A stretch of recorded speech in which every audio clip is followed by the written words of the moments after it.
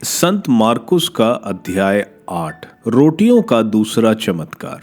उस समय फिर एक विशाल जनसमूह एकत्र हो गया था और लोगों के पास खाने का कुछ भी नहीं था। ईसा ने अपने शिष्यों को अपने पास बुलाकर कहा, मुझे इन लोगों पर तरस आता है। ये 3 दिनों से मेरे साथ रह रहे हैं और इनके पास खाने को कुछ भी नहीं है। यदि मैं इन्हें भूखा ही घर भेजूं तो ये रास्ते में मूर्छित हो जाएंगे। इनमें कुछ लोग दूर से आए हैं।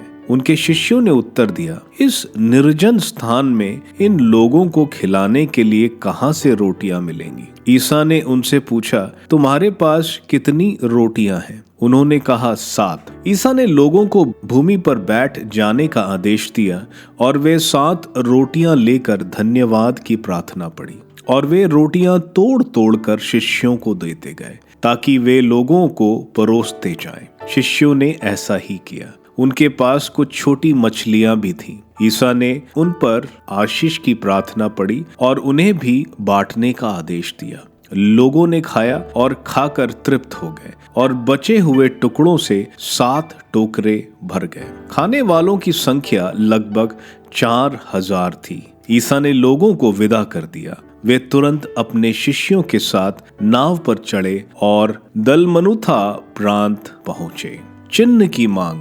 फरीसी आकर ईसा से विवाद करने लगे। उनकी परीक्षा लेने के लिए वे स्वर्ग की ओर का कोई चिन्ह मांगते थे। ईसा ने गहरी आह भरकर कहा, यह पीढ़ी चिन्ह क्यों मांगती है? मैं तुम लोगों से यह कहता हूँ, इस पीढ़ी को कोई भी चिन्ह नहीं दिया जाएगा। इस पर ईसा उन्हें छोड़कर नाव पर चढ़े और उस पार चले गए। फरीसियों का खमीर। शिष्य रोटी लेना भूल गए थे और नाव में उनके पास एक ही रोटी थी। उस समय ईसा ने उन्हें यह चेतावनी दी, सावधान रहो, फरीसियों के खमीर और हेरोद के खमीर से बचते रहो। इस पर वे आपस में कहने लगे, हमारे पास रोटियां नहीं हैं, इसलिए यह ऐसा कहते हैं।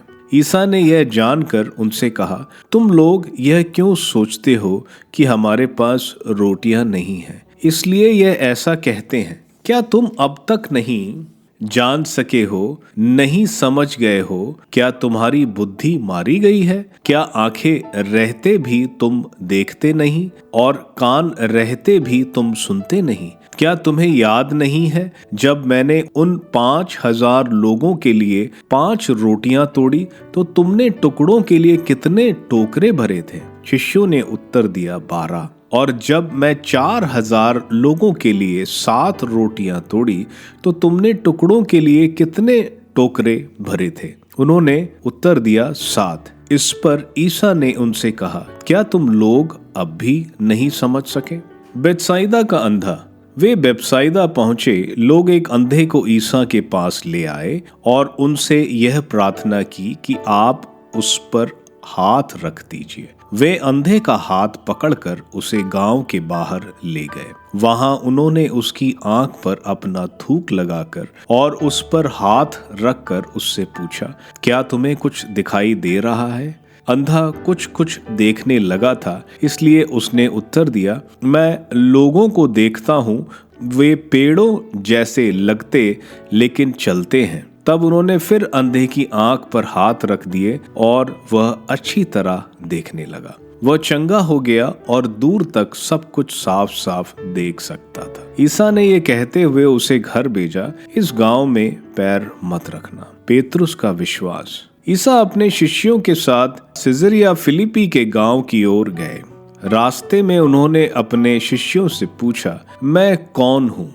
इस विषय में लोग क्या कहते हैं? उन्होंने उत्तर दिया, योहन बपतिस्ता। कुछ लोग कहते हैं एलियस और कुछ लोग कहते हैं नबियों में से कोई। इस पर ईसा ने पूछा, और तुम क्या कहते हो कि मैं कौन हूँ? पेतरुस ने उत्तर दिया, आप मसीह हैं। इस पर उन्होंने अपने शिष्यों को कड़ी चेतावनी दी कि तुम लोग मेरे विषय में किसी को भी नहीं बताना। पुनरुत्थान की प्रथम भविष्यवाणी। उस समय से ईसा अपने शिष्यों को स्पष्ट शब्दों में यह समझाने लगे कि मानव पुत्र को बहुत दुख उठाना होगा, नेताओं, महायाजकों और शास्त्रियों द्वारा ठुकराए जाना, मार डाला जाना और 3 दिनों के बाद जी उठना होगा। पेतरुस ईसा को अलग ले जाकर फटकारने लगा, किंतु ईसा ने मुड़कर अपने शिष्यों की ओर देखा और पेतरुस को डांटते हुए कहा, हट जाओ शैतान, तुम ईश्वर की बातें नहीं बल्कि मनुष्य की बातें सोचते हो।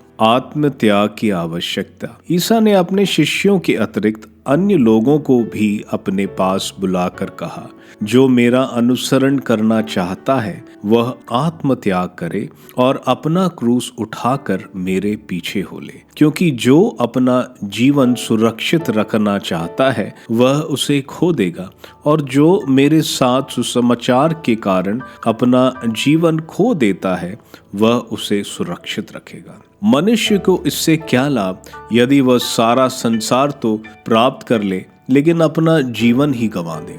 अपने जीवन के बदले मनुष्य दे ही क्या सकता है। जो इस अधर्मी और पापी पीढ़ी के सामने मुझे तथा मेरी शिक्षा को स्वीकार करने में लज्जा अनुभव करेगा, मानव पुत्र भी उसे स्वीकार करने में लज्जा अनुभव करेगा जब वह स्वर्गदूतों के साथ अपने पिता की महिमा सहित आएगा।